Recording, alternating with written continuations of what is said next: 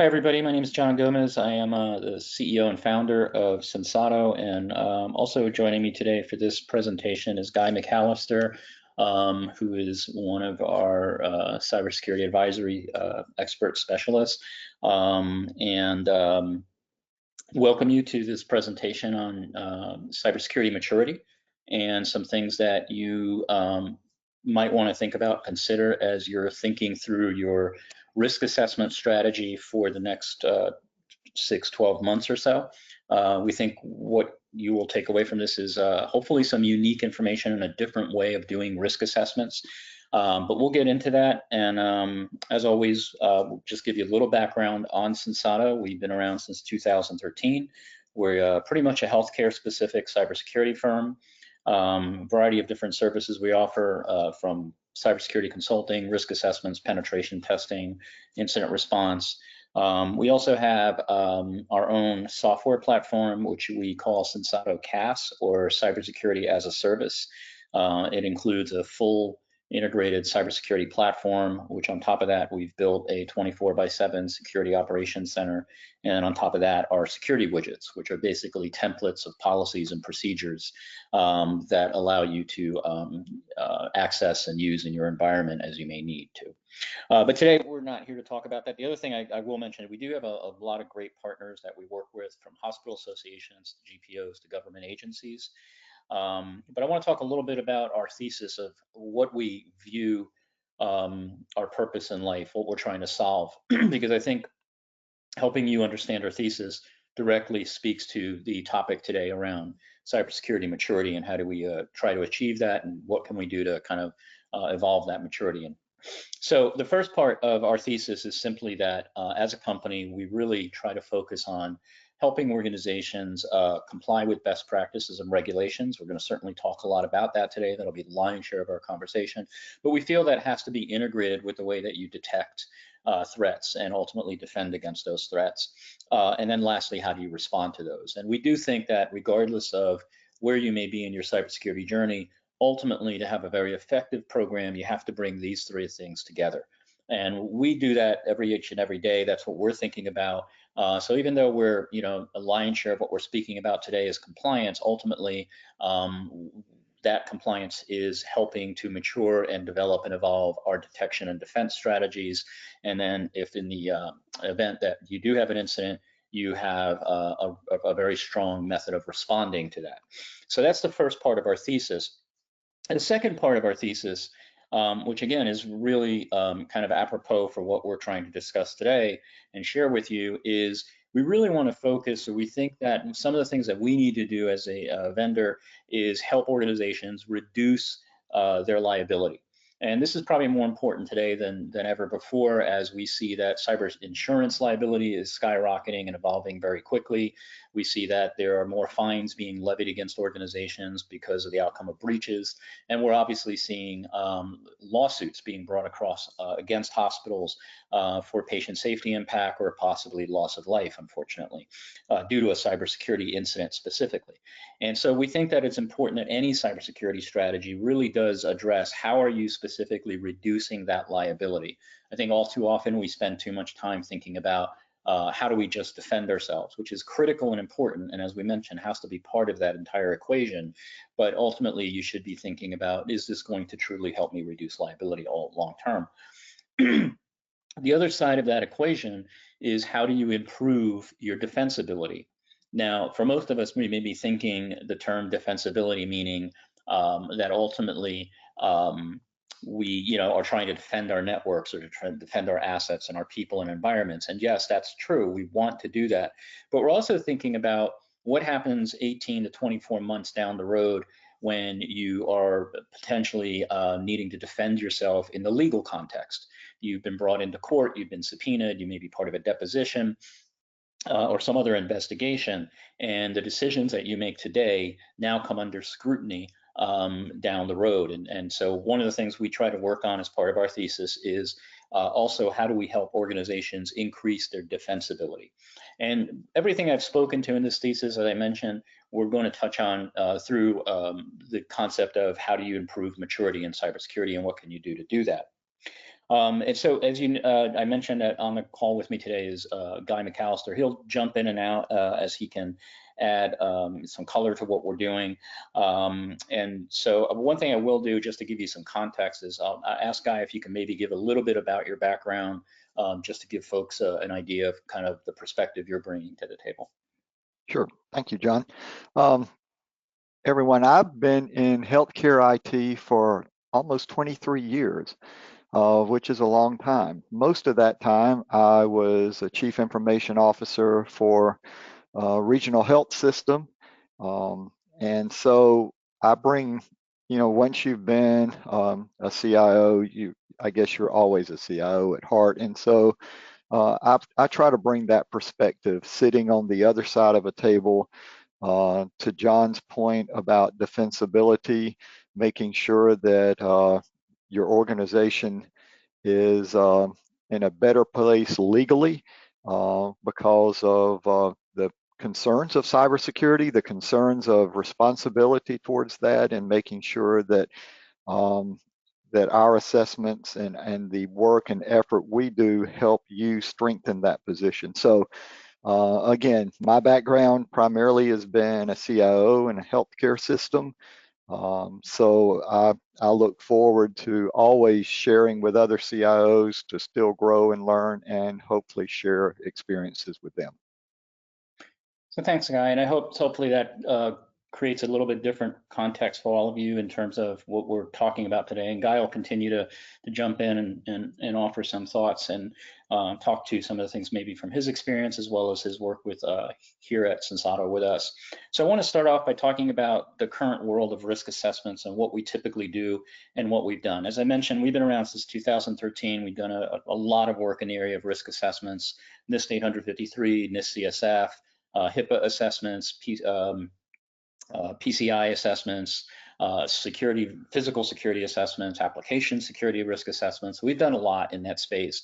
And somewhere along that journey, we realized that when we talk about risk assessments with organizations, they're not typically very excited. It's not one of the most fun things they do in their year or within the decade. And it's really kind of this death march, right? And some of you who are kind of old like me will maybe think about it, will know what this image on the screen is. This is the image from the commercial that Apple released way back when. It was their 1984 commercial. And during that TV commercial, they kind of talked about how everybody's just kind of marching along, singing the same droning songs and kind of marching to the beat of Big Brother. And so we kind of see risk assessments as that, like just kind of as an industry, we kind of have to do them. We march along, we just want to get through them. There's a bunch of things that just don't really work. And we'll talk a little bit about what doesn't work with risk assessments and kind of lay the foundation for why we think there should be a shift to using maturity modeling. And one thing is the results of most risk assessments are completely overwhelming.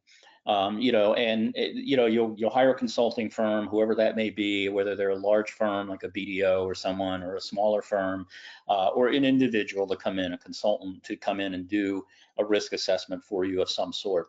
And one of the challenges is you get back this report and it's just overwhelming, right? You've got hundreds of findings. They've prioritized them in a spreadsheet maybe, but it's just really unruly. And part of it, I think, is a way that consultants and agencies justify their fees, right? They basically want to give you a big report so that they can show you how smart they are and how much work they've done for you. But unfortunately, that doesn't really allow you to take action. You've now got to take that report and those findings and present it to the C-suite, to the board, to your teams, and figure out a plan and deal with it. And we found a lot of times when that happens, that organizations just keep basically doing the same thing. The same findings are found year after year. There's no real progress. Maybe there's some progress, but you can't get to all 200 or 300 findings because you have limited staff, especially in this day and age. And so that's a challenge.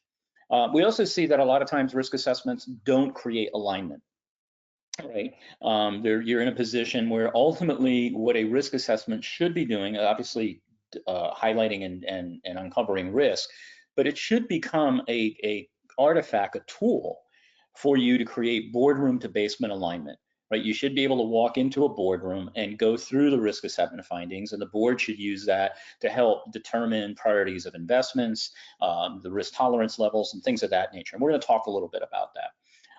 There's also usually a misaligned timeline. Many organizations need the results from a risk assessment now so they can figure out what they're doing over the course of the year. And unfortunately, many risk assessments take months to get through and are highly disruptive to the organization.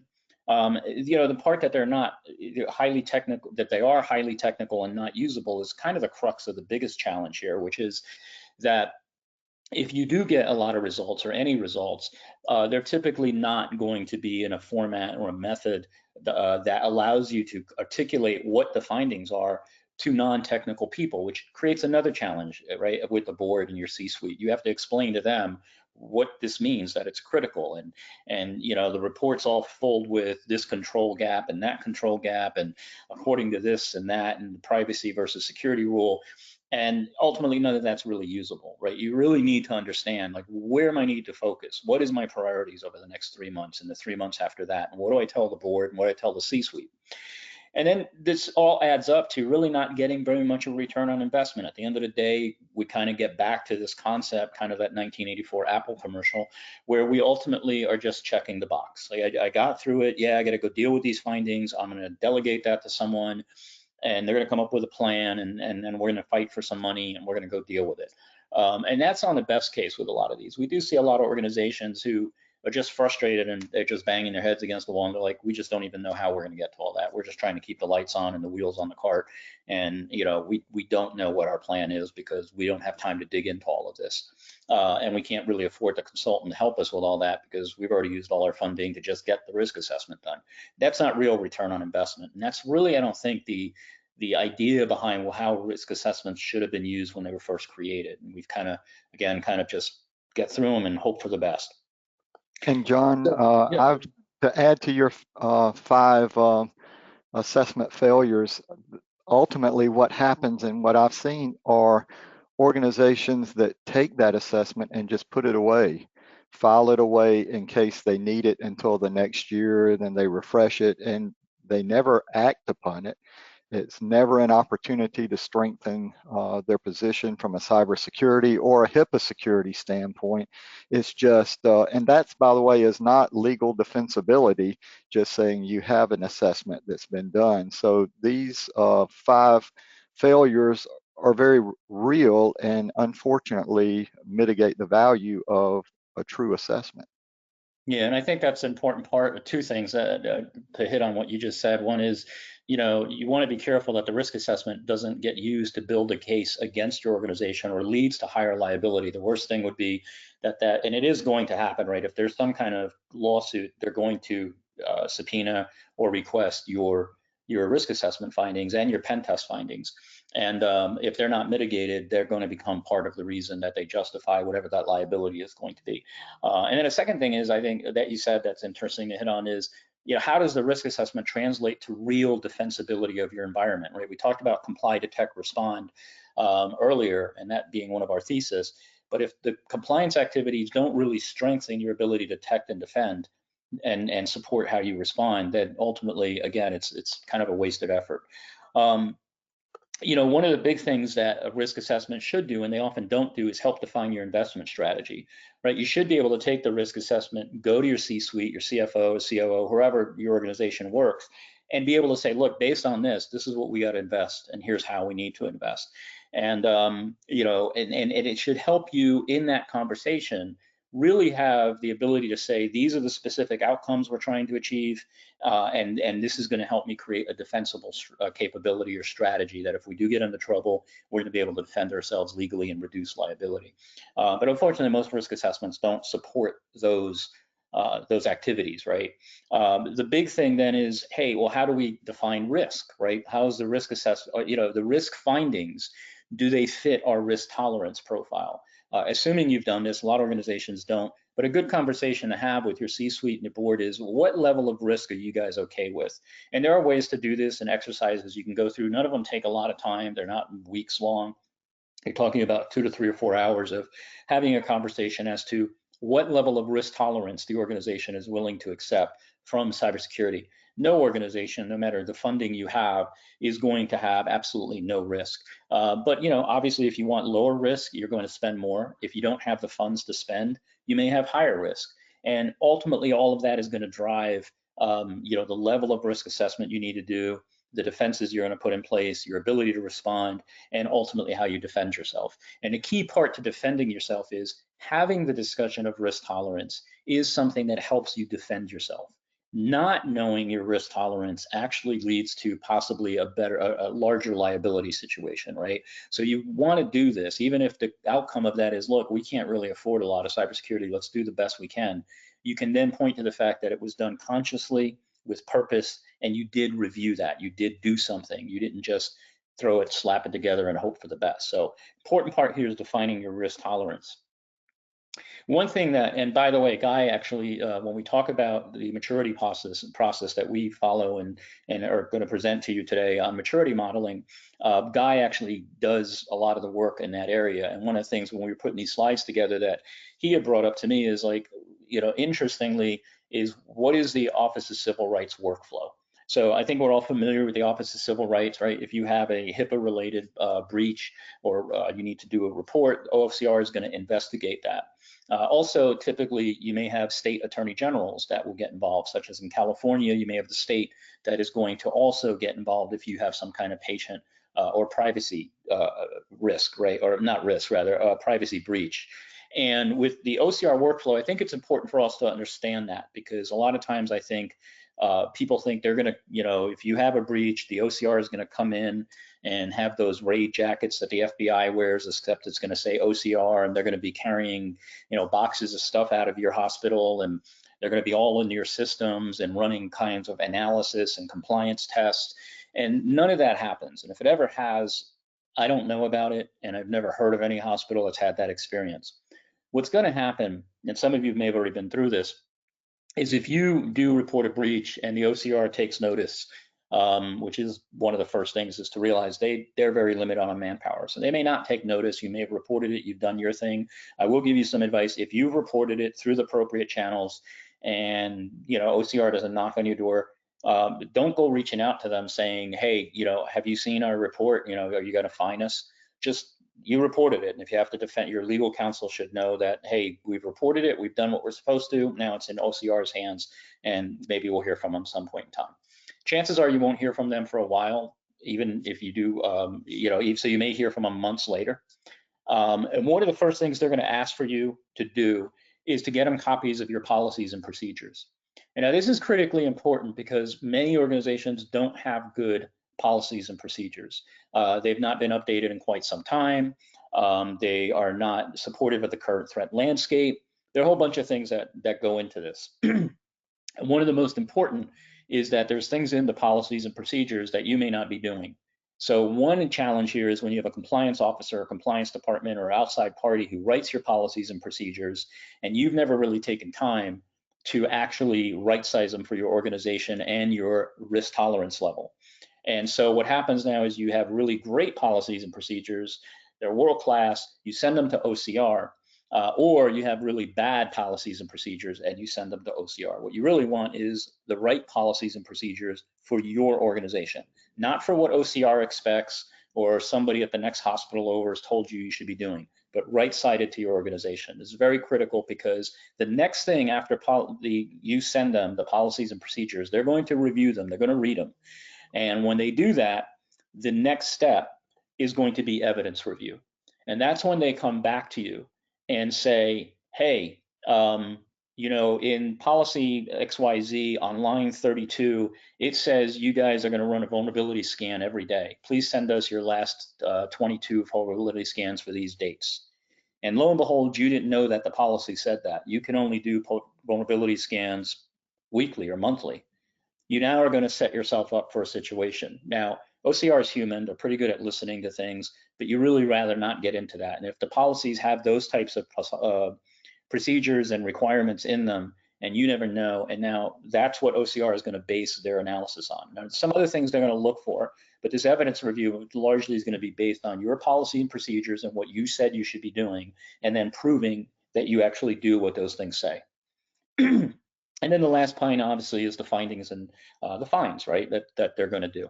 This is also pretty much the same workflow that you're going to experience if you have a lawsuit, right? So if you get sued, you're going to find that the attorneys are probably going to first and foremost say, we want to see your policies and procedures. We're going to then subpoena evidence, and they're going to make that case in court that you knew you should be doing this and you didn't, or they're going to make the case in court that you were incompetent because your policy and procedures were dated, had full of gaps, never been updated, and didn't meet the current threat landscape, and so you couldn't carry out the best practices you should have been doing. It's important to understand this workflow. But again, risk assessments typically don't help you figure this out, right? Like, this is what a risk assessment should be like. Hey, you're going to be in trouble with the workflow here, right? So just something to keep in mind. We're going to come back to that in a little bit. One thing we created years ago was something known as the deposition test. And this is one of the most powerful ways for you to help increase defensibility. And that is just to be aware of the fact that anything you decide, write, or do eventually may become part of a deposition. And I'm assuming everybody here is familiar with depositions. Simply stated, it's part of a civil lawsuit process where the opposing counsel has the right to subpoena you and bring you into a room and record the conversation, and you do it under oath, and they can ask you a lot of questions in investigating and preparing for their case, which ultimately what happens in a deposition will be used to present to the court, and possibly, if you go before the court, to establish if there's liability and to what level and extent. And these are not very fun things to do if you've never had the pleasure of going through a deposition. I've had to go through them, and it really is the moment in time where you realize, yeah, I probably should have done that differently, or I should have fought for that or fought for this. And we use this a lot with boards and C-suite when they tell us, well, we just don't want to do that, or we don't want to do this, or whatever. You can ask them, how would they feel if this became part of a deposition? How would they feel if all of your policies and procedures were suddenly under subpoena and under review? And remember, the lawyers aren't going to do it. It's going to be another cybersecurity consultant who's going to be looking at those, and they're getting paid to find everything that's a gap in those policies, procedures, and they're going to request evidence. So all of that's going to come to head. So deposition test is ultimately a great way for you to think about what is the right thing you want to do. Are you comfortable putting this before a set of attorneys and third parties somewhere down the road if you ever have a major issue? So ultimately, what we're trying to do with risk assessments, right? If we think about everything we just talked about, we're trying to create boardroom to basement alignment, right? If we had to go out and write a statement of work or a set of objectives to bring in somebody to do risk assessment, we'd probably say, hey, look, what we will need you from you is not only a HIPAA assessment or NIST CSF or 853, we will need you to develop an assessment that ultimately aligns our board to our basement. We can have one way to get everybody on the same page around what is our cybersecurity strategy and where do we need to prioritize. We need some actionable findings. We don't need a lot of geek speak. We need to know exactly where we stand and where we're going. And your recommendations have to be clear. We got to create a foundation for strategy and investment. If you're going to find stuff, we're going to need to invest to fix those things, but we need to understand how we do that and what's the priority. We also need to know our current state, right? Where are we right now, and as quickly as possible, not in 3 months or 5 months or 6 months, but right now. And then we need to integrate with current security efforts. We have ongoing projects. We have things that we're already doing. We have a cybersecurity strategy or objectives. And so whatever you do, consultant person, you've got to integrate with all that. Your risk assessment has to help us make all that better. And lastly, you've got to help us meet compliance and regulatory requirements so that we can ultimately decrease liability and increase defensibility. So we need you to do all that as part of your risk assessment. Those are the deliverables. And I can tell you a lot of people that if you use that, and you guys are happy to get copies of these slides if you wish, you're probably going to have a lot of consultants that are going to be a little bit concerned and nervous. And one of the things I will tell you is interesting is we train people doing risk assessments, not just for our company, but we present at like things like ISACA and others. And we find that a lot of times when we talk about these things, we'll have people, the assessors and auditors, come up to us and be like, yeah, everything you said is absolutely right. I really hope nobody would ask me that. I don't even know where I would start with that. So it's something to keep in mind that in most cases, they're just running a process. They're not really there to drive change or help you evolve your organization.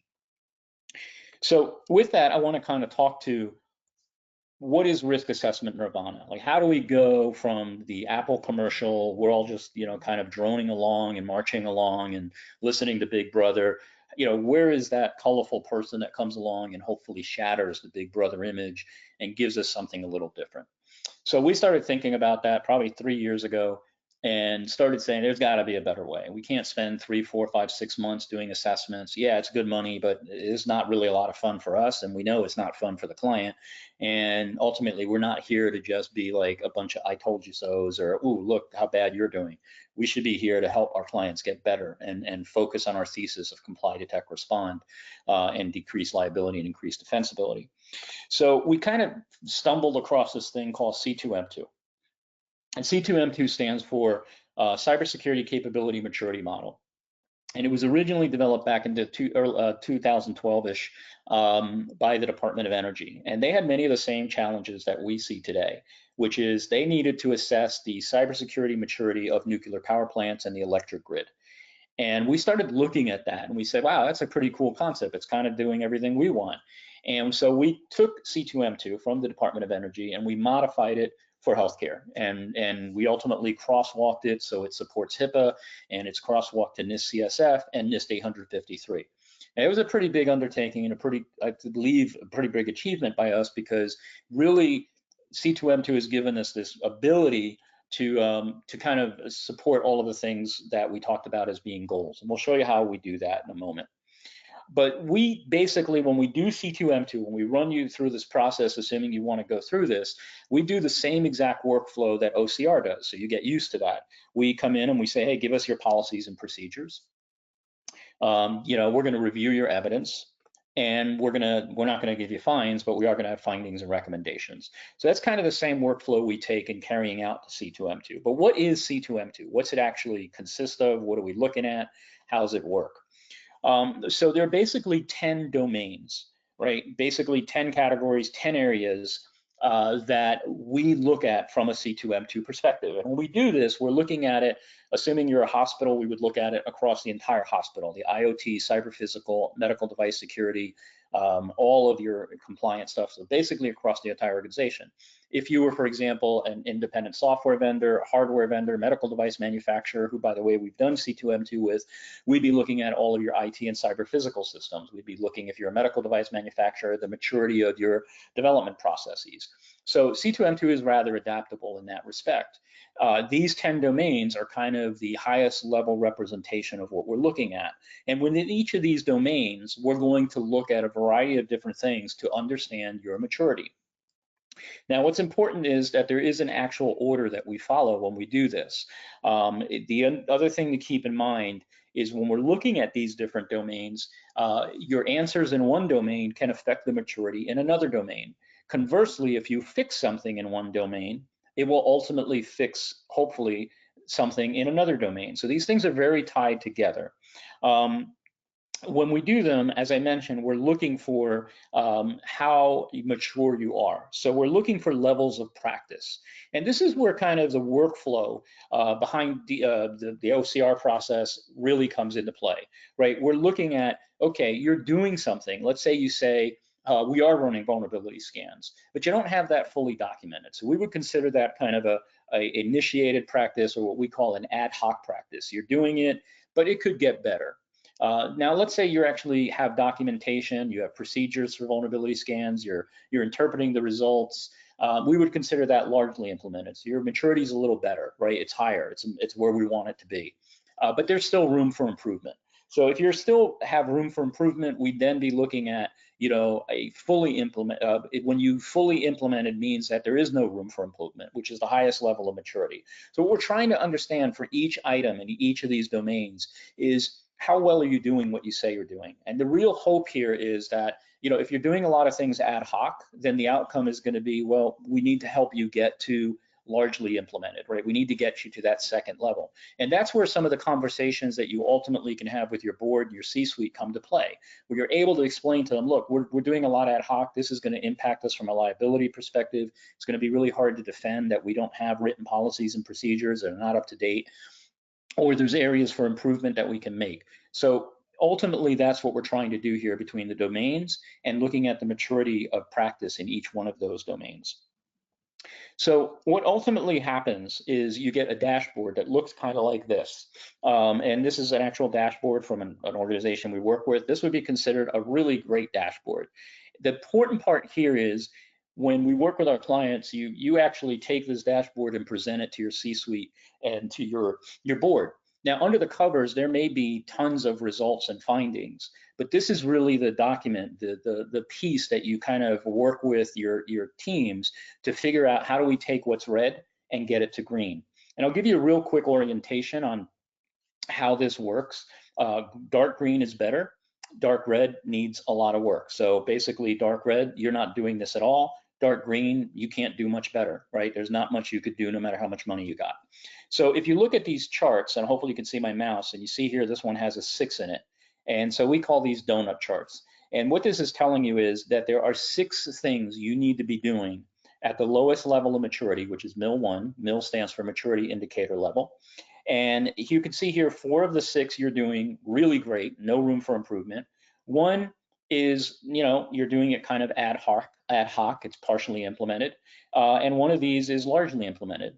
And this, you can interpret any of these donuts across any of these areas. And these down here are just the acronyms for the different areas. So ACM is asset and change management. This here is incident response. This is external dependency management, which is your supply chain. But what you can see here is immediately where you need to focus. So if I was having a conversation with the board, just even after a few minutes of understanding this chart, you would be telling the board, we really need to bolster our supply chain risk security, or our security program for supply chain. And when they ask, well, what do we got to do? Say, well, you could add up these reds and you could say there's 15, 20 different tasks we have to focus on. And if they really wanted to know, you could show them exactly the things you have to do. More than likely at the C-suite board level, they're not going to want to get into that detail. They're going to want to know, what do we have to invest in order to fix this and get this to green? And you can have a question about how green do we want to go?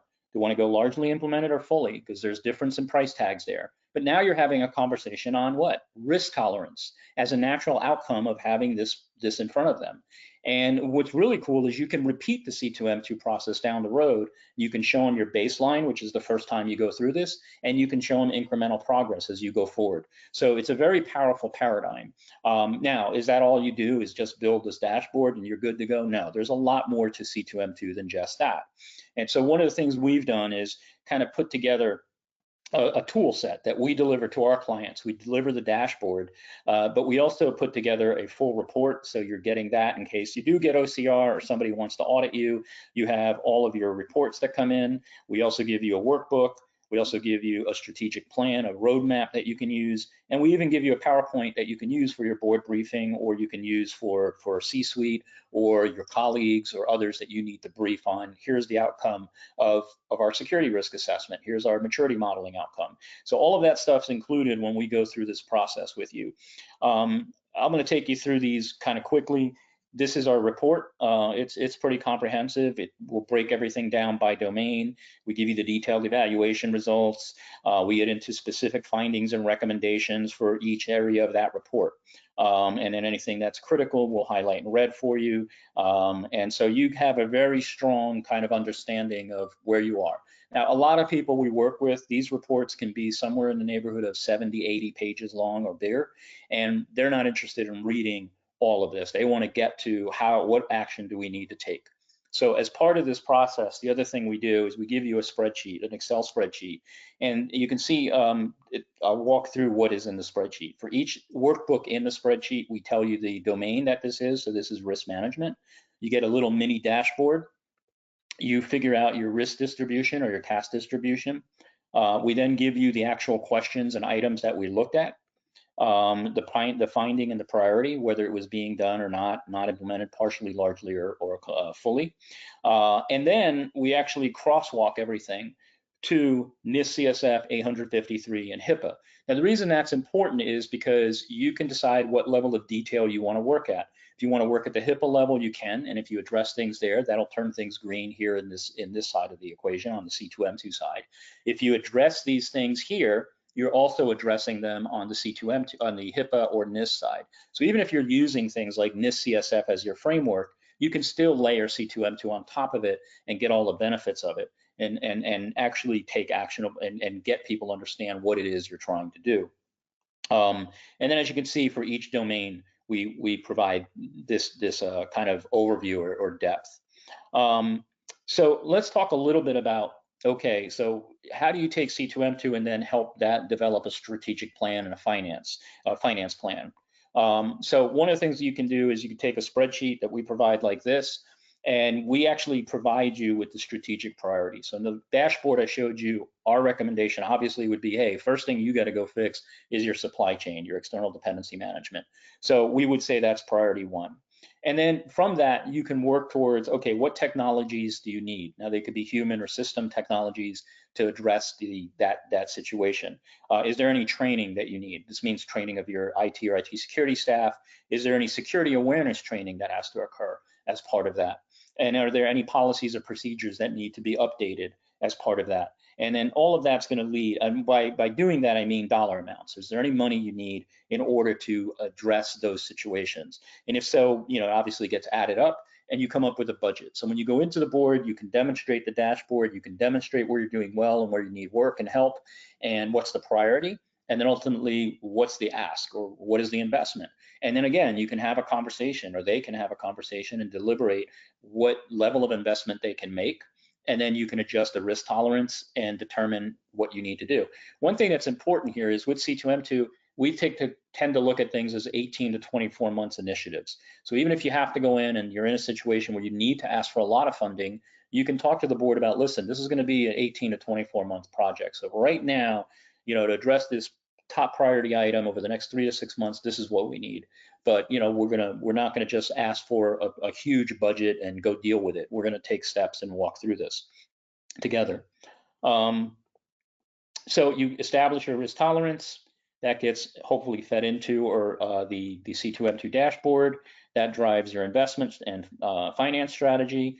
That then hopefully will help you update things on the dashboard, and that ultimately together supports your risk tolerance. All this stuff has been designed to kind of work together so you can get everybody on the same page, and then from that you can develop your plan and your overall strategy for the organization. So that's kind of it. I mean, just a quick recap on the program itself. We provide the dashboard. We will do the board briefing for you if you don't want to go in to talk to the board for some reason. Otherwise, we'll give you everything you need to go provide to the board or your C-suite. It is crosswalked, as we mentioned. There is detailed findings. It's not just some bad dashboard that you get. We have different ways of doing it. You can do a straight C2M2 workshop. This takes just usually about 5 2-hour sessions, and we can generate pretty much everything we just showed you. That doesn't include a policy and procedure review. We also have one specific for healthcare, which is a HIPAA assessment using C2M2. We have a NIST assessment, and we have one for medical devices. And then these can get combined. So we can use C2M2 across a variety of different venues and opportunities. And whether you do this on your own or you decide to do it differently, maturity modeling is a really powerful way. And we've seen other organizations now. I will say we were probably the first to apply maturity modeling to healthcare. We see that there are other organizations now doing it, and they've developed their own. We don't like the idea of developing your own from scratch. We think that using what the Department of Energy did and then modifying it is great, because they're still investing in the model, in the underlying model. We monitor that, and as that model gets updated, we update our branch of the model and keep that up. And the other thing is, since we have a security operations center and a memorandum of understanding with the FDA and a bunch of other things, we also update the model to support the current threat landscape. And as I mentioned, as you do these, you can demonstrate change over time.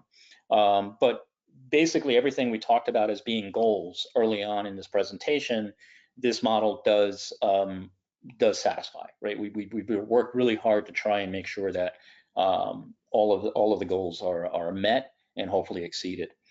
We've gotten a lot of good feedback on this. We've done this with a tremendous amount of clients. It's one of our 5-star rated programs where everybody really loves it. We've got a lot of kind of war stories we can tell you on people that have used this, have gone into the board. We can tell you of one hospital where they took this into the board, and 2 of the board members called the CIO the next day. I think one stopped by their office, one called them and said, hey, that was the best presentation on cybersecurity I've ever seen. How do we help you? What do we got to do here? I get it. I know we need to do work. Seems like you've got an amazing plan. We hear that a lot. It's a really good program. It's also a rapid program. So if you're in a situation where you need to get something done quickly, you can use this as an option. So I don't know, Guy, I know I've rambled on.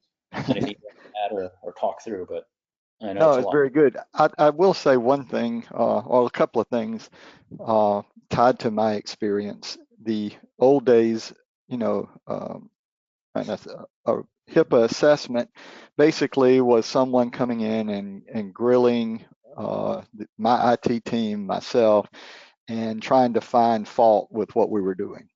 And that's not what C2M2 is about. The identifying the maturity, the cybersecurity maturity in an organization. It's a collaborative process. The interviews are not grilling and seeking to find errors.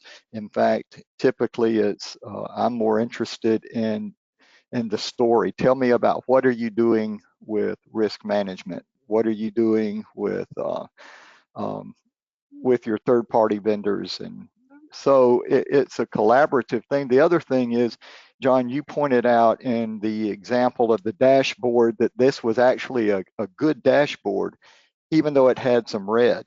And the truth is, I've never seen, and John, you've done this longer than me, but I've never seen a dashboard for C2M2 with the hospital that's all green, that has no shortcomings. So some of us might be reluctant to have our vulnerabilities exposed, but when it's done in the right way, in a trusting way, it's a positive thing. And then when you're having that conversation with the collateral, with the reports and information we provide with your board, then they become allies and not adversaries from a cybersecurity standpoint. And that's crucial to the success of your organization um, being successful in fighting cybersecurity.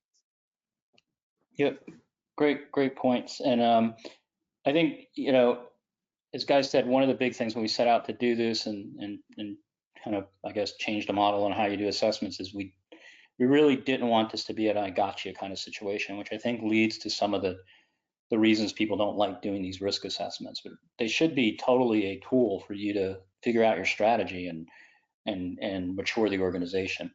We also know going into this that not every organization can afford, what the organization down the road can afford. So even though the findings for both organizations may be the same, we think it's part of our job to help figure out what can you do, with the budget you have. And we work with organizations that have, 10 hospitals up through several hundred hospitals. We actually just completed C2M2 doing a full NIST 853 with the C2M2 for a really large government agency in California, a statewide agency that is one of the largest healthcare organizations in the country.